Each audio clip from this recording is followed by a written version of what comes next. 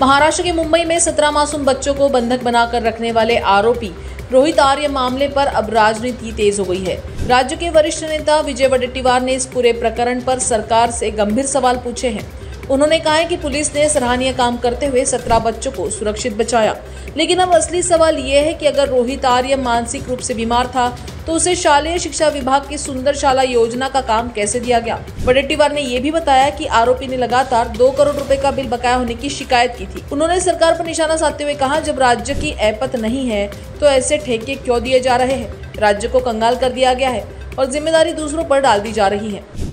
राज्यातील 17 निरागस मुलांना डांबून ठेवणारा हा रोहित आर्या हा मनोरुग्ण असल्याचं शासनाने घोषित केलेलं आहे। खरं तर या शासनाची आणि हे बोलणाऱ्याची क्यू याविषयी वाटते।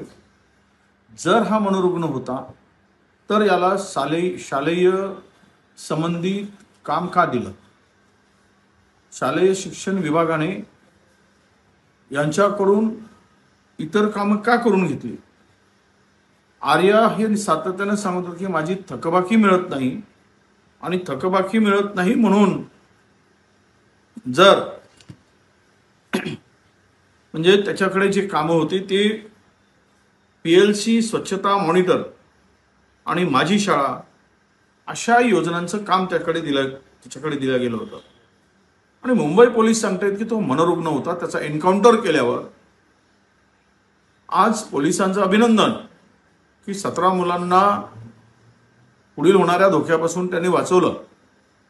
पण हा मनोरुग्ण होता तर मग याला ही कामं देऊन ते जे म्हणत होता की माझी 2 कोटीची बिलं थकवली गेली आणि त्या पोटी त्यांनी या सगळ्या मुलांना ओलीस धरलं होतं।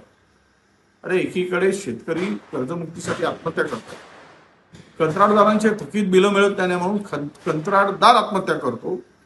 आज शालेय शिक्षण विभागामध्ये थकीत बिलं मिळत नाहीत म्हणून हा रोहित आर्या यांनी मुलांना ओलीस धरलं।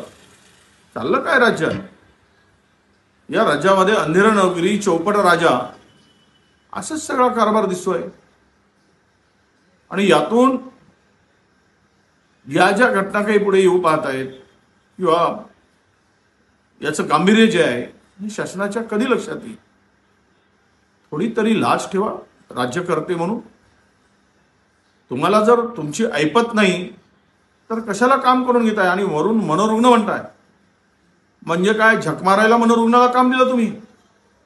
तो मनोरुग्ण होता त्याच्याकडून कामं का करून घेतली? अरे कुणाशी बनवाबनवी करताय?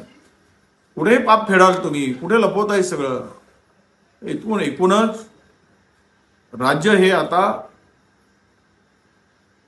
खऱ्या अर्थानं एक कंगाल राज्य करून सोडलात तुम्ही आणि त्याची केलेली पापं लपवण्यासाठी दुसऱ्यावर पापाचं खापर फोडताय।